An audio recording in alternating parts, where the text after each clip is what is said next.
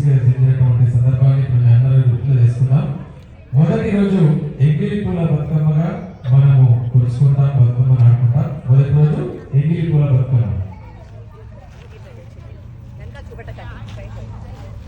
దాని తర్వాత రెండవ రోజు అటుకుల బతుకమ్మ. అటుకుల బతుకమ్మతో మనం బతుకమ్మని పూజిస్తా ఉన్నాం.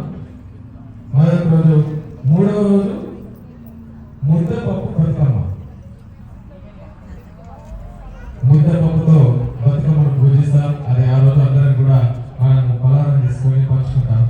దాని తర్వాత నానే బియ్యం బతుకమ్మ. నాలుగవ రోజు నానే బియ్యం బతుకమ్మ. బియ్యం నానబెట్టి దాంతో పిండి వంటలు చేసి ఆ రోజు అందరం కూడా ఒకరికొకరు ఆ ప్రసాదాన్ని స్వీకరించి అందరం ఆనందం పంచుకుంటాం. దాని తర్వాత ఐదవ రోజు అట్ల బతుకమ్మ. అట్ల బతుకమ్మ అట్లతోని ఆ రోజు పిండి వంటలు తీసుకొని వచ్చి సత్తు ముద్దలు తయారు చేసుకొని అందరం కూడా పంచుకొని ఆనందం మధ్య మనం అందరం బతుకమ్మను కొలుసుకుంటాం. దాని తర్వాత అలిగిన బతుకమ్మ. ఆరవ రోజు అలిగిన బతుకమ్మ.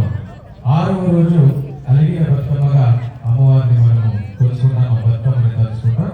దాని తర్వాత ఏడవ రోజు వేపకాయ బతుకమ్మ. వేపకాయ బతుకమ్మగా మనము ఏడవ రోజు ఆ బతుకమ్మని కొలుసుకుంటాం. మరియు ఎనిమిదవ రోజు